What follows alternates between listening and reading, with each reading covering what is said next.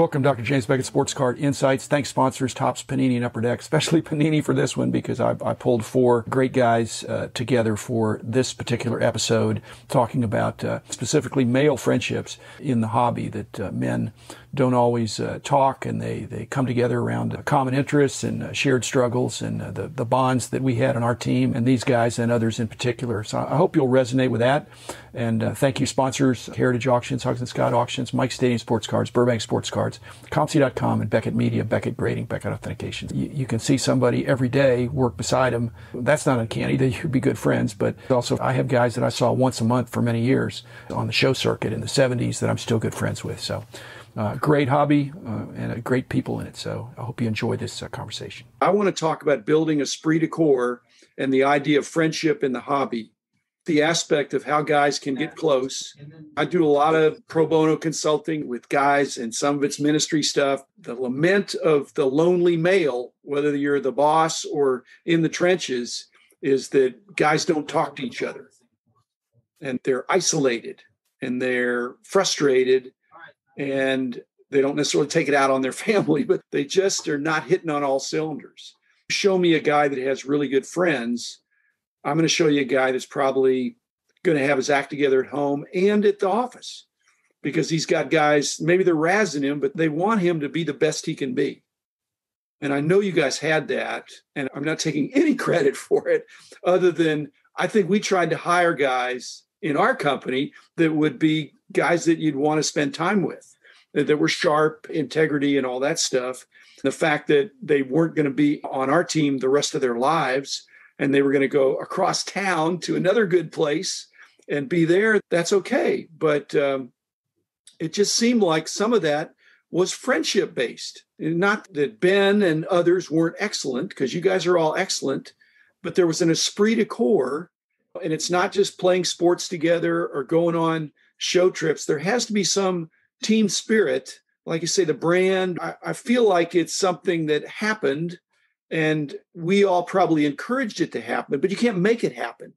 How did you see the close friendships, the shared struggle? Some are closer than others, but there was just something in the water. How is it that we've got such deep friendships in the hobby?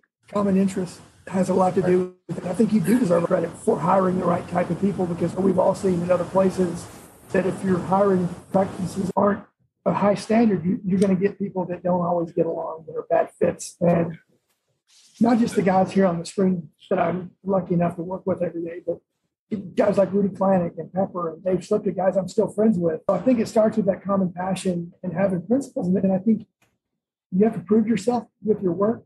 If you're a dude, like, guys want to see that you're not afraid to put in the hard work and the extra hours. And I think we've all proven that to each other. And we're a little bit more simplistic than maybe a lot of our female comrades are. It's not fair. There's a certain male friendship aspect that's tricky. You throw a woman into the mix, that's totally okay, but it's a different chemistry there. And just having a no jerk policy was I think what we did. You guys probably all went through. We would identify somebody we thought would work out.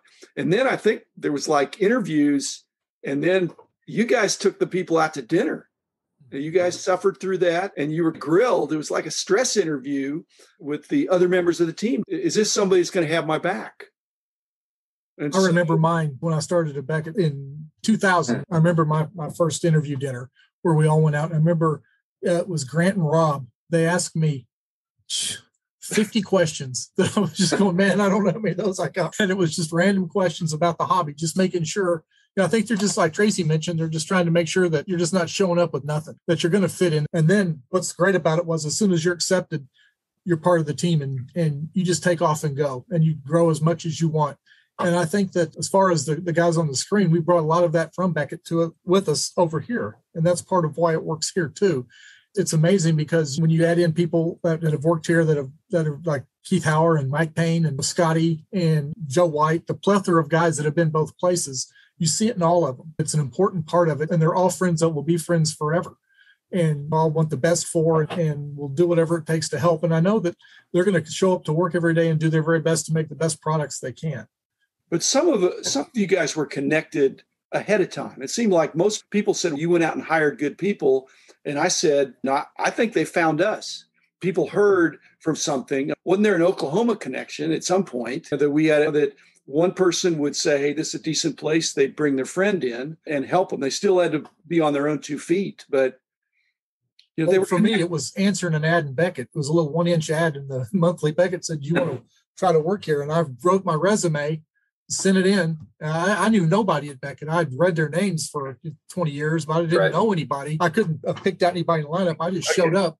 You're the exception in many ways, David. Maybe. Maybe. That's quite possible, yeah. How you talked us into hiring you. I mean, it was your excellence, but hiring you to not come to work. Yeah, to not have to stay here and do that. Yeah.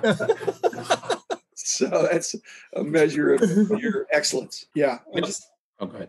Go ahead. Some of that's the environment that we have in the office. And I remember being over at the Beckett building and growing up playing sports. It reminded me of being in a clubhouse with these guys. And I joke sometimes with my wife saying, I feel like I'm in 7th grade sometimes when I go to work because we're back to being kids and having fun and doing the stuff we did when we were kids. And we talk a little junk to each other. We take shots at everybody, but that's just part of being in a locker room. And that's grown up playing sports all my life. And that's what we did.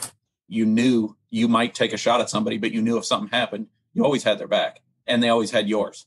No matter what. A lot of it is just that clubhouse atmosphere. And I tell my wife stuff and she's like, I can't believe you say that to each other. I'm like, no, that's what we do. We have 47th graders I work with. Yes. And some of us don't look like we're in 7th grade, but we sure are. Like the rooming situation. We brought that over from Beckett where when we still travel on the road, we still double up. We don't have to, but that's what we do. Other departments don't necessarily do it, but that's what we do just because that's how we grew up knowing that's how you traveled on the road. You room with somebody and somebody different every once in a while, and you just got to know that person better. But yeah, like Tim said, whether it's a fraternity or a locker room, that culture was developed over there, and we just transplanted it over here. And it still extends, right? At every national, I never worked with Mike Hirsch, but I would hang out with those guys through Al Muir and other guys, and it killed me when he passed. Or seeing Grant's mom just passed away, and still reach out and talk to Grant just because that was the guy that I immediately worked under, and you just develop bonds, or we just developed bonds with so many of those people, no matter where they went after Beckett.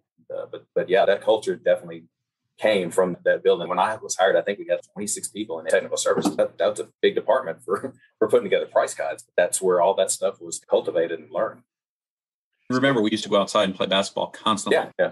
So basically, you're saying there were a bunch of 7th graders that had been held back. That's correct. Yes. You had a bunch of people that couldn't pass. Don't let the gray hair fool you. Magazines. That's correct. One of the things that I can see is anytime you're in a sports environment, there's esprit de corps right from that because there's a shared love of sports.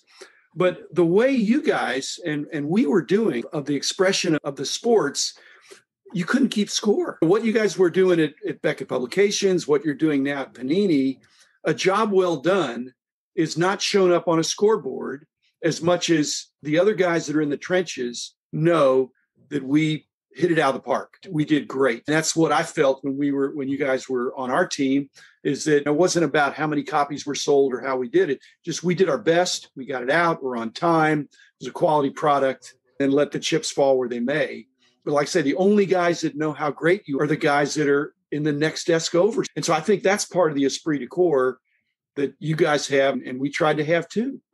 I think sometimes, too, our goals are a little different. If you look at the PDT team at Panini, we're looking at seeing how big we can grow the market. And we know that individual products are great, and that's the way we're going to do it eventually. So even though we track and maintain and tweak and replan and rework and rebuild programs every year, the goal is to build the market. It's not to build 25 or 30 excellent basketball programs. It's to grow the market, and the basketball programs will be part of it. At Beckett, we looked at it like, we're going to grow the market by putting information in front of people they never thought they could get. And growing the market, I hope, is the goal of everybody that's working in the hobby, because that's the lifeblood. And that's what's going to make it viable in 50 years for people to still be doing this. And that, to me, that's the important part. So are we saying that working together in the industry makes even stronger bonds, like PEDs or steroids, that you guys have enhancements that when you're working so closely together, that's different than two collectors that see each other occasionally at a show? I would say yes. It's really intense. Yeah, it's a lot of hard work. And I don't think people outside buildings may not know how hard it was to put together the price guide and everything that went into it, even down to finding enough space each month where you had to make the tough cuts and things like that to put the new products in, or everything it takes to build a product here that people just don't understand, that once you are behind the scenes and working like that. And even at Beckett, sitting around until 2 a.m. or whatever, proofing the night before, just to make sure that all the pages were right and everything went out on time that you did once a month. Nobody ever knew that or saw that unless you worked inside the building or were in the print industry, let's say, that did a weekly publication that had to get out on time. I think everybody thinks it's not even a job. What you guys do, what you guys did, it's 4-hour work week. Yeah, it just happens. Yeah, there is. But that gets beaten out of them quickly once they start here. If they start here, but I think if they don't, they have no idea. They have no idea. That's correct. No idea. But I'll tell you that some of my best friends are in the industry. I've got great friends that aren't in the industry, but some of my dearest friends are in the industry. And some of them are my teammates. You know, so some are competitors. And some of them are competitors too. Just because you already know what goes into it, so you have that respect already built in, even if they work for Lee, for Upper Deck or Tops or whoever it may be. I think a magic formula is loving the people as much as you love the job. Maybe a definition of independent wealth is that you're able to turn down a job that might be what you want to do, but you don't want to work with those people, firing a client or something like that. Because even if you're doing stuff you love, if you're doing it with people or under people that you don't really respect, that's a downer showing up every day. Politics and religion can really divide people. But in the hobby with a shared goal, there's so much to talk about that's positive that you don't get into the political environment, especially. I hope. That's true. A lot of it is the fact that we're pulling on the same end of the rope all day long. And you just become closer doing that, depending on everybody to pull. And it's not one person doing it, it's everybody doing it. And so that just makes you closer in a lot of ways. And it's also incumbent on the older guys to show the younger guys the pitfalls and the ropes and show them what, you've learned and the mistakes you've made so that they don't do it again. And for the young guys to soak it in and learn it. At both Beckett and Panini, we've had people that have done both ends extremely well. I think this was a solitary hobby, a neighborhood hobby. And it was like coin collecting or stamp collecting where you just did your stuff. And over the years, it's gotten to be way more of a group experience, which I think is wonderful, that you want to share your stories and what you got and all that stuff. I don't think it's solely this hobby, but this hobby is a great example of something where you can form lifelong friendships. Yeah, you really do owe yourself credit for that, because think about all the people that we've been so fortunate to be around for decades. It's not just, we've remained friends with people we started working with at Beckett for 20 plus years. I don't know how rare that is in comparison to other industries, but I would think it's probably pretty rare. Staying in the industry, again, people were not leaving the industry angry and mad at the people or the products that much. I always felt bittersweet when you guys left because you were great guys, but you're going to something that you think is a better opportunity or a better fit for you and your family. What am I going to do? Stand in the way? It just didn't make a lot of sense.